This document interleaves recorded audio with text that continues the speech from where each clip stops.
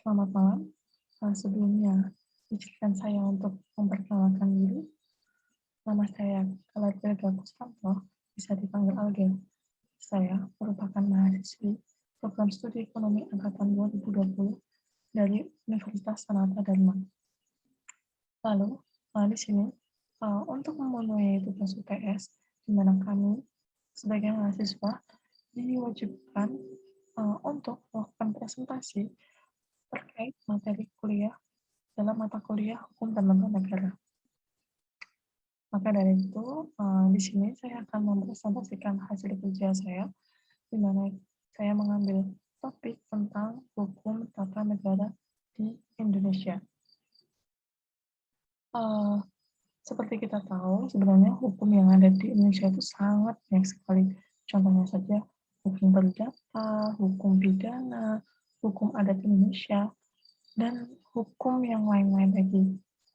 Akan tetapi, di sini saya akan lebih detail, lebih spesifik menjelaskan tentang hukum tata negara Indonesia.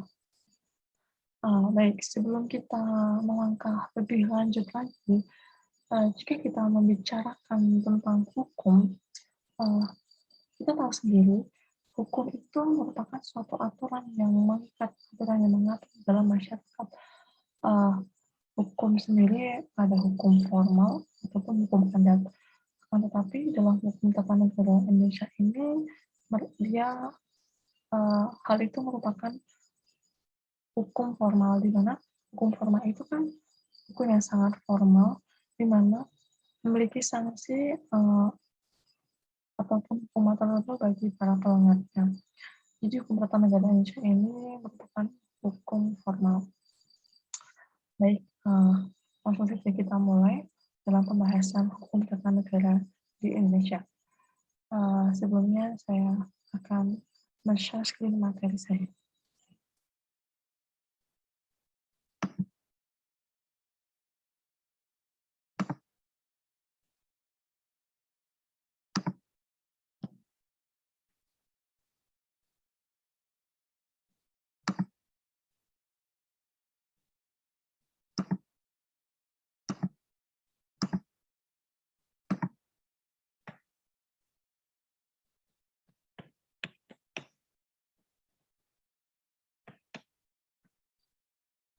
Baik, seperti yang saya sebutkan tadi, materi saya adalah menjelaskan lebih spesifik tentang hukum tata negara Indonesia.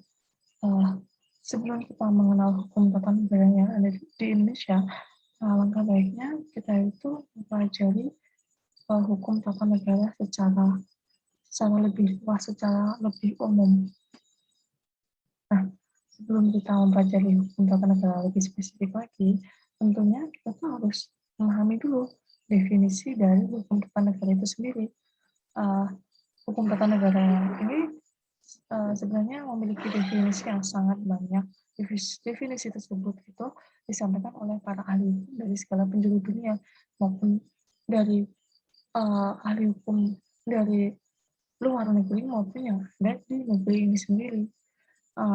Untuk definisi hukum tata negara ini, saya mengambil 4 dari para ahli hukum. Baik, langsung saja kita bahas.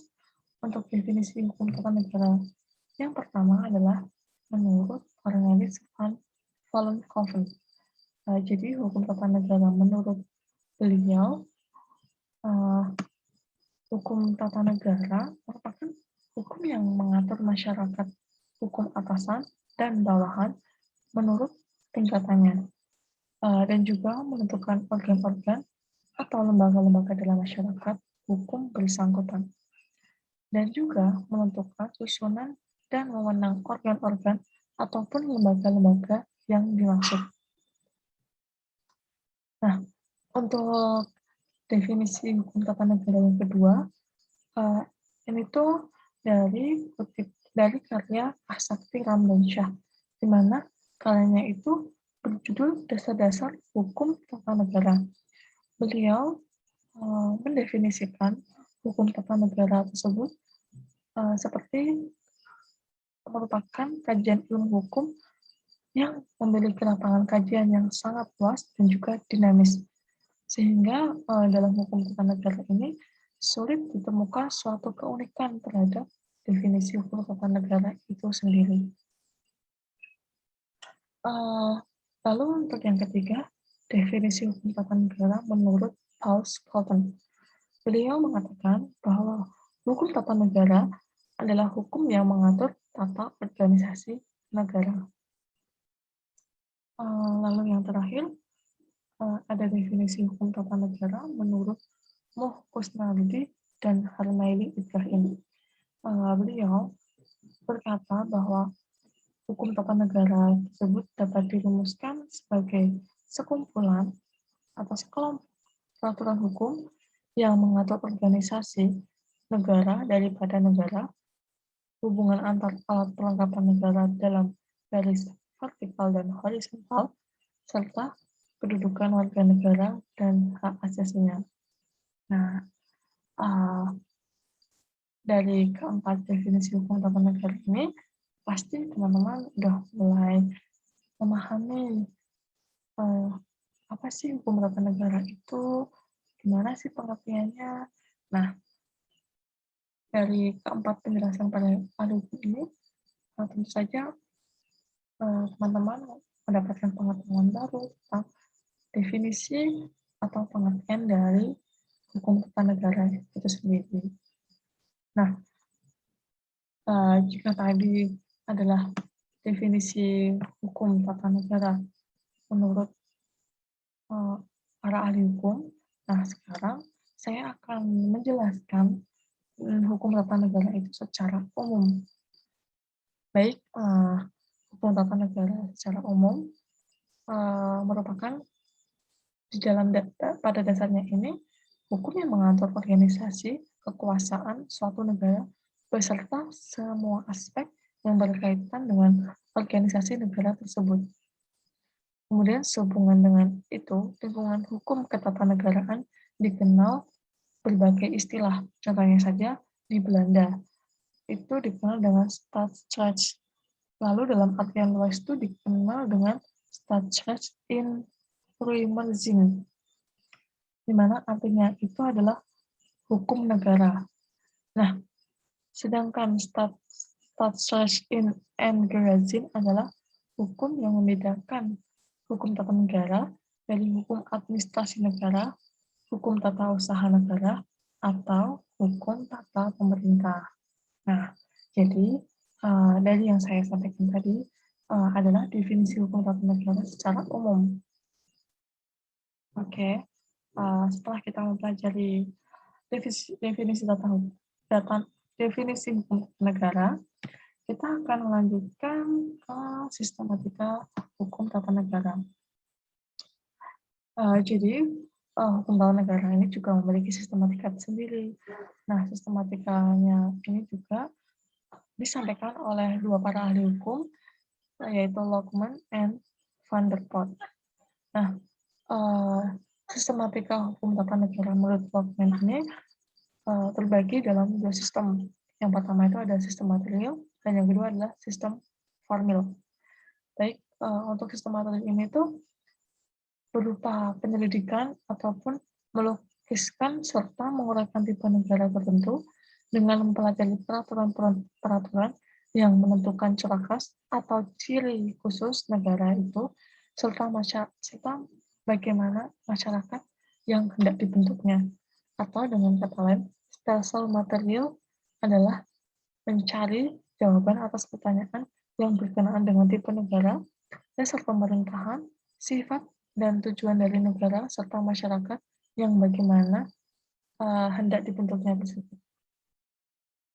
Lalu untuk sistem kedua ada sistem formil, di mana dalam sistem formil ini mempelajari aturan-aturan yang menetapkan bagaimana organisasi negara itu sendiri, cara menyusun alat perlengkapan negara, wewenang, tugas, dan kewajiban dari alat perlengkapan negara tersebut. Atau dengan kata lain, sistem formil ini merupakan segala sesuatu yang memiliki hubungan yang dengan tugas dan kewajiban serta wewenang dari dan di dalam organisasi itu sendiri. Karena terkait dengan masalah wewenang atau kewenangan, maka sistem formil ini disebut juga ajaran wewenang atau competency theory. Lalu untuk sistematika hukum tata negara selanjutnya adalah menurut Van der Pol. Van der Pol menjelaskan bahwa sistem hukum tata negara itu berfokus pada alat pelengkap organ negara dengan prinsip-prinsip pembagiannya di pusat serta fungsi dari masing-masing organ tersebut.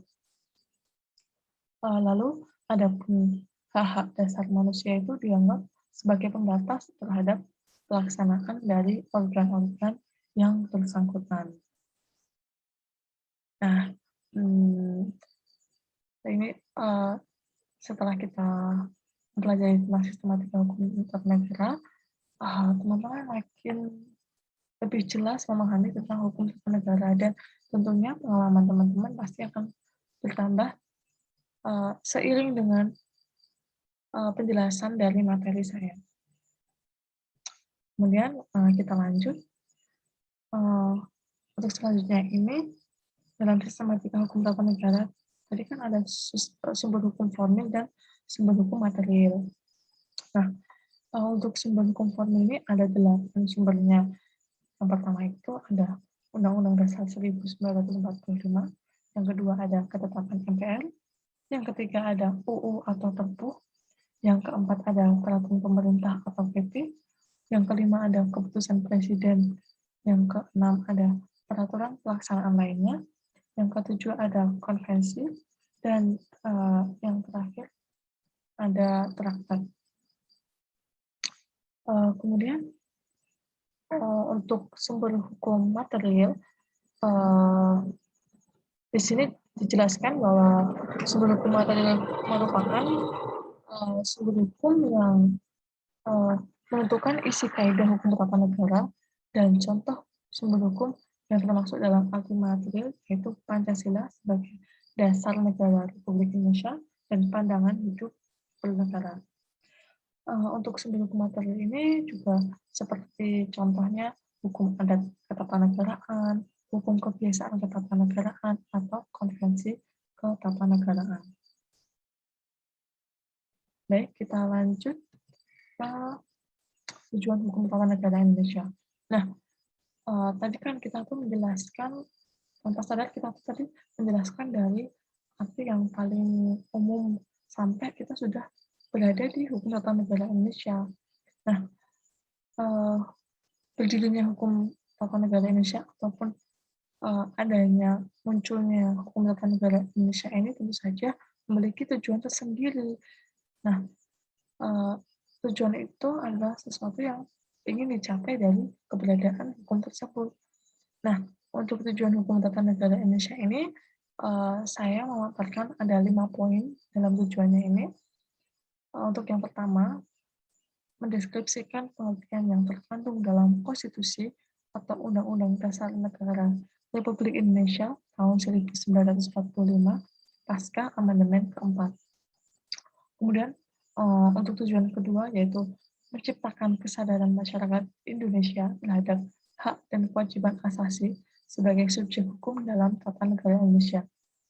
Kemudian untuk yang ketiga yaitu membantu para pemuda agar dapat memahami secara garis besar dalam ruang lingkup ilmu pengetahuan tata negara. Yang keempat, menyatukan masyarakat Indonesia dalam pengetahuan hukum dalam lingkup tata negara. Dan yang terakhir, tujuan dari hukum tata negara Indonesia yaitu untuk mendorong perkembangan lebih dalam tentang hukum tata negara yang eksis di Indonesia. Nah, dari tujuan hukum tata negara Indonesia ini ternyata memang dari tujuannya itu sangat menggambarkan hal-hal yang ingin dicapai dari keberadaan hukum tata negara di negara ini sendiri. Nah, tentu saja dengan adanya tujuan ini semakin menyadarkan teman-teman dan semakin memberikan pengetahuan lebih dalam tentang hukum tata negara, tak hanya secara luas, tapi hukum tata negara yang berada di dalam negeri ini. Baik, saya akan melanjutkan. Tadi kita sudah mempelajari tentang tujuannya. Nah, di sini juga ada fungsi hukum tata negara Indonesia. Fungsi ini juga hampir mirip dengan tujuan, cuman fungsi ini memiliki peran tersendiri. Nah, hukum tata negara Indonesia ini juga memiliki peran dan fungsinya sendiri. Kenapa hukum tersebut muncul dan berada dan masih berlaku di Indonesia. Nah, jadi untuk fungsi hukum tata negara Indonesia ini, saya menyebutkan ada 2 poin, di mana poin pertama yaitu fungsinya sebagai dasar hukum pembentukan struktur organisasi dan hubungan tata kerja atau disingkat SOTK NKRI. Kemudian untuk yang kedua, fungsinya itu sebagai dasar hukum pembentukan sistem hukum nasional Indonesia atau disingkat SHNI.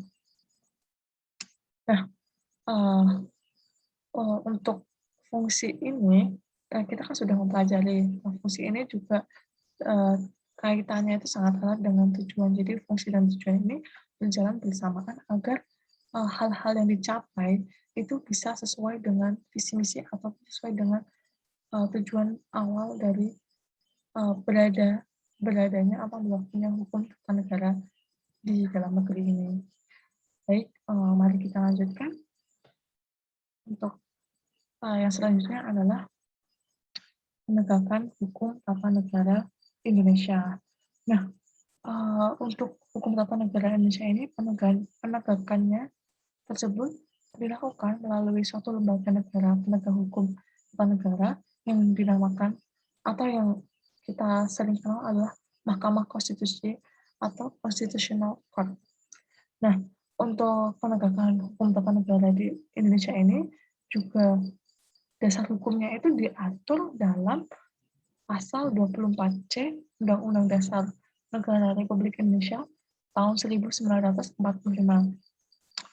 Kemudian ada juga Undang-Undang Nomor 48 tahun 2009 tentang kekuasaan kehakiman dan Undang-Undang Nomor 24 tahun 2003 tentang Mahkamah Konstitusi sebagaimana telah diubah dengan Undang-Undang Nomor 8 tahun 2011 tentang perubahan atas Undang-Undang Nomor 24 tahun 2003 tentang Mahkamah Konstitusi. Wah, ternyata hukum tata negara Indonesia ini juga dasar hukumnya, penegakannya itu diatur dalam undang-undang. Jadi memang hukum ini sudah sangat resmi beredar, berlaku di negeri ini, di dalam negeri ini ya. Lalu untuk selanjutnya adalah perkembangan hukum tata negara Indonesia. Nah, hukum tata negara Indonesia itu pasti awalnya melalui beberapa proses sampai bisa berlaku di Indonesia dan sampai bisa disebut dengan hukum tata negara Indonesia. Nah, pastinya juga hukum tata negara Indonesia itu mengalami perkembangan. Nah, untuk perkembangan hukum yang ada di tata negara di Indonesia itu mula-mulanya berawal dari hukum tata negara adat. Nah, kemudian waktu sebelum kemerdekaan kan ada Belanda yang menjajah di negara Indonesia ini. Nah, kemudian pada masa pemerintahan Hindia Belanda yang berlaku itu di Indonesia itu adalah hukum tata negara Hindia Belanda tersebut.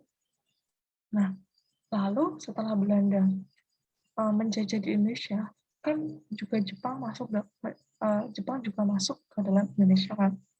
Nah, saat Jepang menduduki Indonesia, hukum tata negara yang berlaku juga berubah menjadi hukum tata negara zaman kedudukan bala tentara Jepang. Nah, itu kan masa-masa sebelum merdeka ya. Nah, tak lama setelah itu kan Indonesia merdeka, di mana Indonesia merdeka itu pada tanggal 17 Agustus 1945. Nah, setelah Indonesia diproklamasikan kemerdekaannya pada tanggal 17 Agustus tahun 1945, hukum tata negara yang berlaku juga berubah menjadi hukum tata negara Indonesia itu sendiri. Nah, Indonesia sudah merdeka. Jadi, Indonesia sudah memiliki hukum tata negara. Karena kan kalau negara berdiri pasti mereka memiliki hukum dan aturan yang mendasari terbentuknya negara tersebut, sudah pasti itu. Nah, eee, untuk, eee, untuk hukum tata negara Indonesia itu awal berlakunya adalah semenjak kemerdekaan atau semenjak proklamasi kemerdekaan pada tanggal 17 Agustus 1945. Nah, untuk perkembangan, hukum tata negara yang ada di Indonesia ini, itu juga awalnya dari masa awal kemerdekaan, lalu masa berlakunya Undang-Undang Dasar 1945 di NKRI yang merupakan salah satu negara bagian dalam Republik Indonesia Serikat. Lalu berkembang sampai masa berlakunya Undang-Undang Dasar 1950. Kemudian berkembang lagi sampai masa Orde Lama. Lalu perkembangan hukum tata negara Indonesia ini juga sampai pada masa Orde Baru. Nah, selanjutnya hukum tata negara Indonesia mengalami perkembangan sampai pada masa Orde Reformasi. Wah, dari materi ini, terutama pada slide perkembangan hukum tata negara Indonesia ini, kita jadi mengetahui bahwa hukum tata negara ini juga memiliki sejarah, juga memiliki proses tersendiri sampai terbentuknya, sampai berlakunya hukum tersebut di Indonesia. Jadi emang hukum ini memiliki latar belakang dan memiliki momen-momen yang berhubungan, momen-momen sejarah yang berhubungan hingga menjadikan hukum tata negara di Indonesia ini berlaku di negeri ini sendiri. Nah, setelah kita mempelajari hukum tata negara Indonesia, saya akan memberikan dan menghadapkan kasus. Jadi, diharapkan dengan kasus ini, teman-teman tuh bisa menjadi lebih paham tentang gambaran hukum tata negara Indonesia. Karena kan studi kasus yang diberikan ini, teman-teman tuh menjadi lebih memahami dengan bahasa yang ada di sini. Karena ini kan sudah benar-benar terjadi ya. Jadi, bahasa-bahasa yang digunakan pun saya harap bisa membuat teman-teman itu menjadi lebih memahami. Nah, untuk hukum tata negara di Indonesia ini pun banyak terjadi di Indonesia. Namun untuk khususnya saya itu mengangkat berita tentang Presiden ke-6 kita, yaitu Presiden Susilo Bambang Yudhoyono yang memberikan gerasi kepada penyelundup ganja dari Australia bernama Skeppel Corby. Nah, untuk secara khusus ini saya mengambil artikel dari internet, berita pemberian gerasi dari Presiden Susilo Bambang Yudhoyono terhadap Skeppel Corby. Nah, untuk kasusnya ini sendiri, Corby itu merupakan warga negara Australia, di mana dia itu ditangkap oleh aparat di Bandara Ngurah Rai Bali pada Oktober 2004. Nah, beliau tersebut ditangkap karena membawa ganja seberat 4,1 kg. Nah, karena perbuatan yang ia lakukan, akhirnya pada 27 Mei 2005, Corby mendapatkan vonis 20 tahun penjara dan juga dikenakan denda sebesar $13,875 Amerika Serikat. Kemudian pada 13 Oktober 2005 atau setelah tahun penangkapannya, hukuman Corby ini dikurangi, disona menjadi 15 tahun penjara oleh Pengadilan Tinggi Bali. Nah, kemudian jaksa mengajukan banding atas putusan itu. Lalu 3 bulan kemudian, Mahkamah Agung Republik Indonesia mengembalikan hukuman 20 tahun kepada terdakwa Corby. Kemudian pada tanggal 13 April 2010, Corby itu mengajukan gerasi kepada Presiden Susilo Bambang Yudhoyono, Presiden ke-6 Republik Indonesia. Beliau itu mengajukan gerasi dengan alasan atau dengan dalih bahwa saudara Corby ini mengalami depresi dan juga dia, mengatakan bahwa hidupnya itu terancam jika berlama-lama tinggal di, penjara atau di LP kerobokan tersebut. Nah, akhirnya Corby memohon kepada presiden, agar hukumannya itu, dikurangi atau dihilangi juga. Nah, kemudian, 2 tahun setelah pengajuan tersebut, tepatnya pada tanggal 15 Mei 2012, Presiden SBY mengabulkan permintaan tersebut. Alhasil, eee, Corby itu dibebaskan.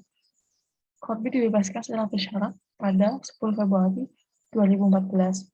Dan kemudian untuk tahun 2017, tepatnya pada 25 Mei, Corby dideportasi ke negara asalnya Australia.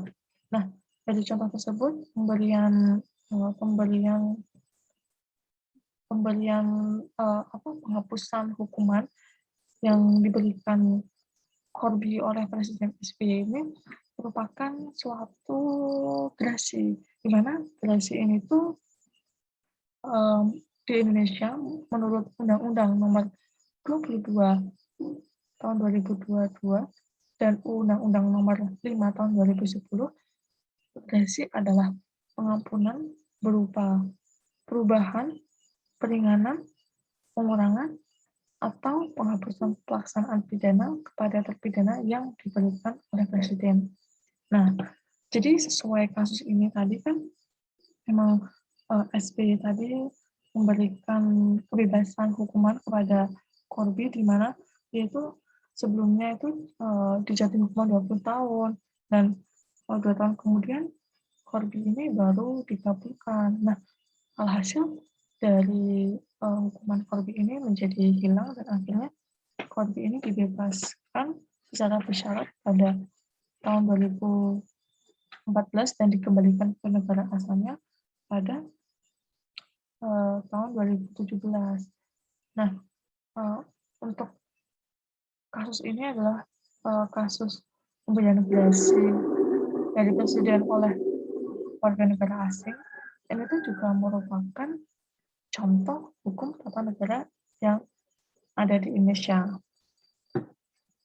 Nah, diharapkan, melalui pemaparan kasus ini teman-teman tuh menjadi lebih mengerti. Jadi, mungkin, suatu ketika teman-teman membaca, artikel di berita, teman-teman dihadapkan dengan suatu artikel, jadi teman-teman bisa, eee, memahami, bahwa artikel tersebut misalnya yang berhubungan dengan suatu hukum, teman-teman bisa lebih mengerti, "Oh, kalau ini masuk hukum tata negara, oh kalau ini tidak." Nah, diharapkan dengan pemaparan kasus, studi kasus ini, teman-teman tuh menjadi lebih paham, lebih tahu dan, tentunya menambah pengetahuan lebih mendalam tentang hukum tata negara, tidak cuma di Indonesia tetapi juga secara luas. Baik, mmm, untuk materi hukum tata negara, eee, mungkin ini yang dapat saya sampaikan. Kalau ada kurangnya mohon maaf. Semoga, apa yang saya sampaikan ini bermanfaat untuk teman-teman semua. Baik, kalau begitu saya akhiri. Sekian dan terima kasih.